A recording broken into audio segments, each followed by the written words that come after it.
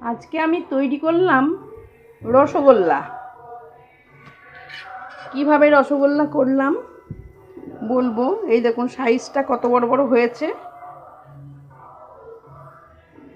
এই যে বড় বড় রসগোল্লা হয়ে গেছে, সাদা ধপধপ করছে, কত সুন্দর রসগোল্লা।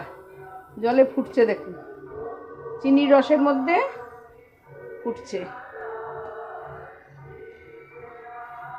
আমি ওই 1 লিটার দুধে প্রথমে ছানা কেটে নিলাম। দুধটা একটু ক্রিমযুক্ত হতে হবে।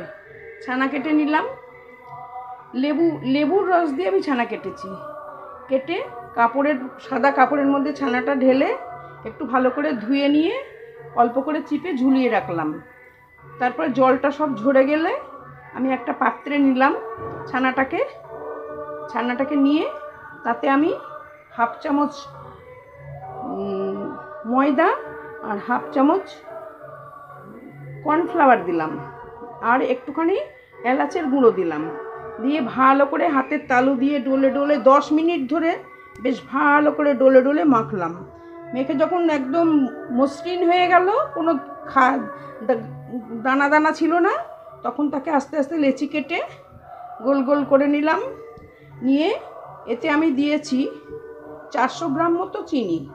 400 গ্রাম চিনিতে 400 না, আমি দিয়েছি 500 গ্রাম চিনি আর 400 গ্রাম জল দিয়েছি। দিয়ে ভালো করে ফুটিয়ে নিয়েছি।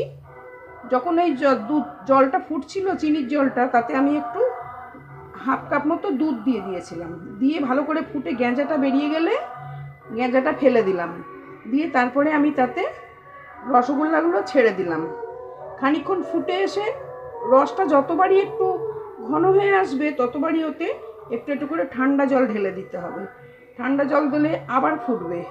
আবার ফুটতে ফুটতে কিন্তু বারে বারে রসগোল্লাগুলোকে হালকা করে করে এই নাড়তে হবে।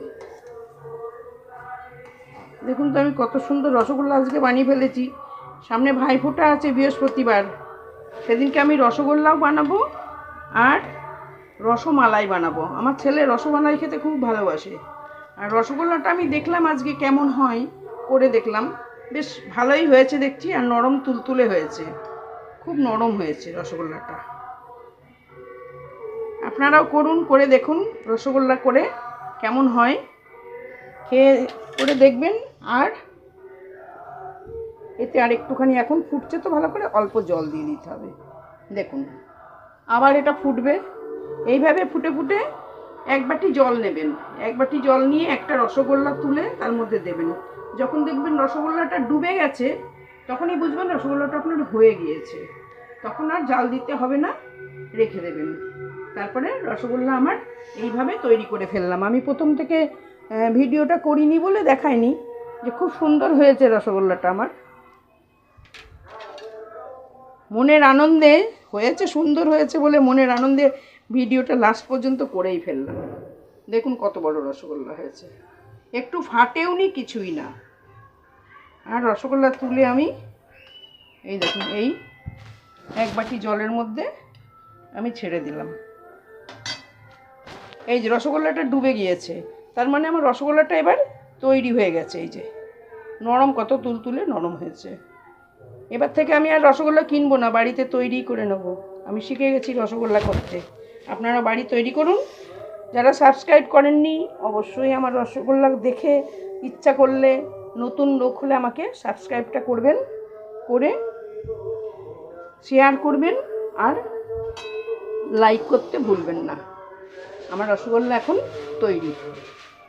আমার রসগোল্লার জলে দিয়ে দেখলাম ডুবে গেছে। এবার আমি গ্যাসটা অফ করে দেবো। রসগোল্লা তৈরি।